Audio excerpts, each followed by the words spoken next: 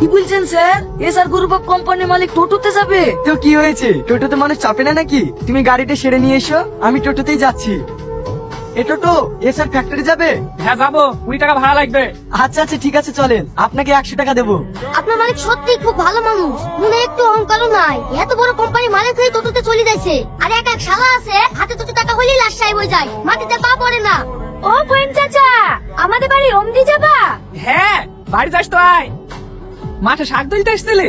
হ্যাঁ চাচা, আব্বুকে খাবার দিতে এসেছিল, আব্বু শাকগুলো তুলে দিল।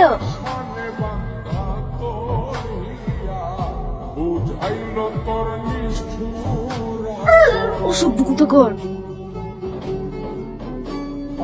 এই ব্যাপার, এই বকে তাকে কি দেখছি রে? কোন করে মাপন নয়? কি হলো বড়, কি হলো? এই তো কই খাসি টোটো তোলার পর থেকে একভাবে আমার দিকে কোনো জোরে তাকাইছে। এই নাম গাড়ি থেকে আমার টোটো তবে আমার ভাতে তো কিপটিজিং করো না। না না চাচা, আমি একটু করছিল না। অপর মিথ্যে কথা, তোকে আমার প্রথম থেকেই সন্দেহ হয়েছিল। শালা গাঁজা খাইরি লোক 20 টাকা ভাড়া দিতে বলে কিনা 100 টাকা দেবো। যা সর। কার একটা পরিবার কোট পেয়েছে, তাই বেরিয়ে চলে এসে মেয়ে পটাইতে। ফ্যাক্টরি হওয়ার পর থেকে তো স্যার কোনোদিন আসেনি। আজকে আসার কথা দিচ্ছে তো সকাল থেকে বসে থেকে একটু বোর হয়ে গেলাম। স্যার কি আসবে না? হ্যাঁ আসছে, গাড়ি খারাপ হয়ে গেছিল তো, সারা হয়ে গেছে, 2-5 মিনিটের মধ্যে ঢুকে পড়বে। ওই তো স্যার আসছে মনে হয়। Welcome sir. Thank you.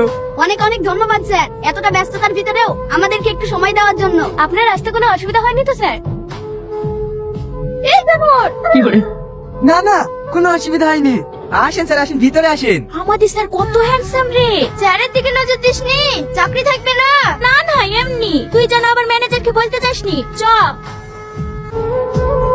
তুই আর আমার সাথে খেলবি না? না রে, আব্বা আমাকে বিদেশে নিয়ে যাচ্ছে পড়াশোনার লাগি। তুই জানিস নি আমি তোকে ছাড়া থাকতে পারবো না। জানি তো, বিদেশ থেকে পড়াশোনা করে তোর কাছে যাইবো, আর কোথাও যাবো না। কথা দে। এইটা কি? এটা আমার স্মৃতি। স্যার নিচে গাড়ি ওয়েট করছে। কি ব্যাপার স্যার, আপনি এখনো রেডি হন নিচে? আজকে আমার ভালো লাগছে না, ম্যানেজারকে বলো ফ্লাইট ক্যান্সেল করে দিতে। ঠিক আছে স্যার। এই মেয়ে শোনো, এখানে বসো। এই গ্রামে আসার সময় একটা মেয়ের সাথে দেখা হয়েছিল।